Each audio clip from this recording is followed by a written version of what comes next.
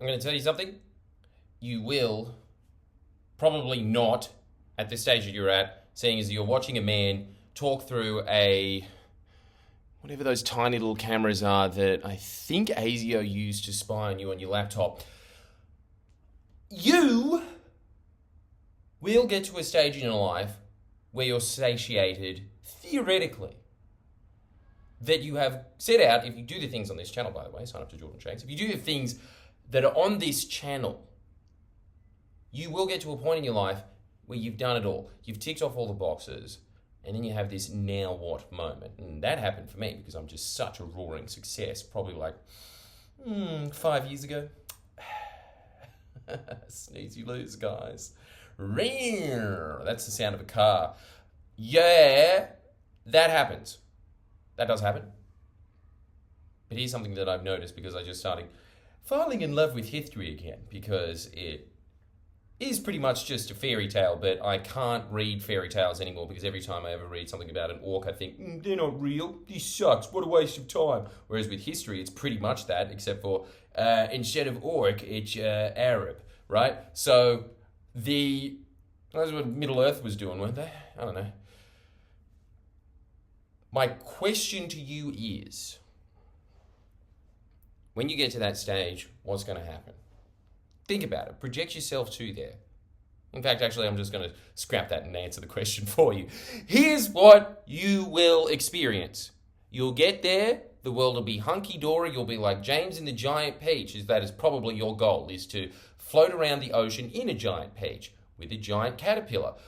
And then the caterpillar will turn around and say, "You've done it. You've traveled the 7 seas, kid. You're a star. Now what?" Well, first off, I guess I should probably stop being an animated boy and then turn myself into the real world. So now we're crossing over genres here and going into Disney's Pinocchio with whatever that clay animation is. Yeah, you'll get there. And then you'll feel this massive lack of unfulfillment. And then you'll think, if I only fill up that void, something else will get me to the feeling that I feel. But the reality of the situation is, and this is actually something that really does your head in, right? You can probably imagine the point that you get to where you think, okay, now what? And then you give yourself more goals and then you're just never satisfied. That is part of the human condition.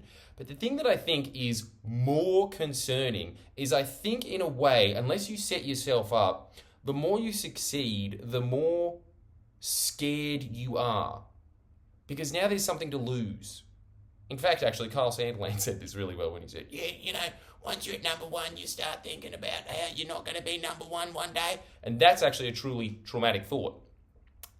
What it occurred to me when I was reading these ancient history books is that when you go back and look at the golden age of Roman emperors, unless they're always getting painted as deranged, but if they're not deranged and they have a fully functioning brain, and somewhat after the golden age as well, the point is that the Emperor of Rome was maybe one of the most powerful human beings who have ever lived. Even when you talk about today's standards with the presidents, they have a couple of congressmen that say no, and then they do nothing for the rest of their 4 years that they have. This was, you could do anything you liked from now until death, unless someone else kills you. What did they think about?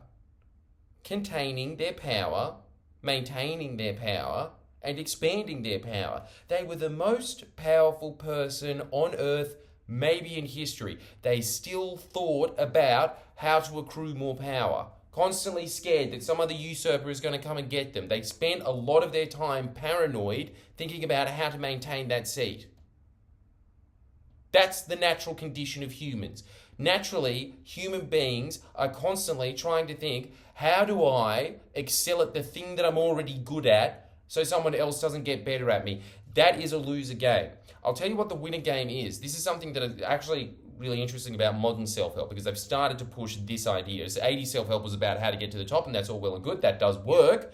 But the next step after that was, and this is the truly enlightened point, when you get to that position, you realize, and this is also mum advice, it's not a race. Yeah? You're playing a different game. If you can understand these few things, that everything is temporary and you're not actually competing with anyone, you're just competing with yourself. the world becomes less paranoid. That's the only way to put it. Because I think that there is two things that happen. You replace your feeling of being a loser and wanting to kill yourself because you just got nothing going on in your life. You replace that with, but now I've got something going on in my life. Someone's going to take it away from me. But we're not going to let that happen, are we? You replace that with, all right, I'm playing my own game. I'm playing my own game. And the game is infinite. And it doesn't matter if someone comes along and topples you because you're not even playing that game. You know, what you are doing is looking for pathways, and obviously a big part of this is just having that kind of contributory mindset. But instead of thinking about it all the time, because that was something that used to haunt me for years, what happens if I lose relevance? You can actually feel it as well. Isaac Butterfield, a good friend of mine, you can see it. In his speech pattern, he is constantly saying, you know, one day I'm not going to be famous. One day I'm not going to have this audience. He's constantly thinking like that. And I got to say, it is corrosive. It is something that naturally happens, but I'm telling you, just as a pathway, yes, that's the next. The next level after that is to play the infinite game, is to look for ways that you are not competing with anyone else. It's actually quite easy when you're a YouTuber, for instance, right? Because when you're a YouTuber, you really are just you, and the best person at being you is you. But for other people, you're going to have to realign your mind, and I think it's probably best to do it now because you'll actually just enjoy the process a lot instead of just comparing yourself constantly. In fact, how wise is this phrase? Comparison is the thief of happiness. Comparison is the thief of happiness. When you compare yourself to others, you feel like shit. When you don't compare yourself to others, when you just sit there and be like, all right, I did 5 push-ups today. Let's aim for 5.5 by next month. You feel great. Take my word for it. Infinite game, you're only competing with yourself.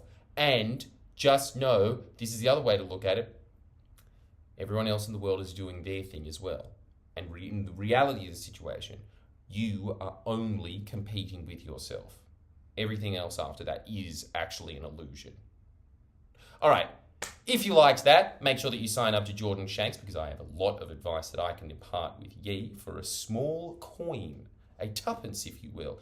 I am the modern day version of those medieval travellers going, pittance for a story, pittance for a story. And I've got tons of them, and they actually do help out your life instead of the stories where you go, what was the metaphor there? Oh yeah, I suppose you should be kind. I'm actually just sitting there and saying, be kind, give me money, see you next week. But you want it, you got to pay for it. Less than a cup of coffee. If it doesn't improve your life 100-fold to what that coffee would have, unsign anytime. You're not going to get a refund, but just don't sign up to it and go back to the coffees. Risk it. I think that you will be able to buy many coffees with the information that I'm going to impart with you. All right, thanks a lot. See you around. Toodles.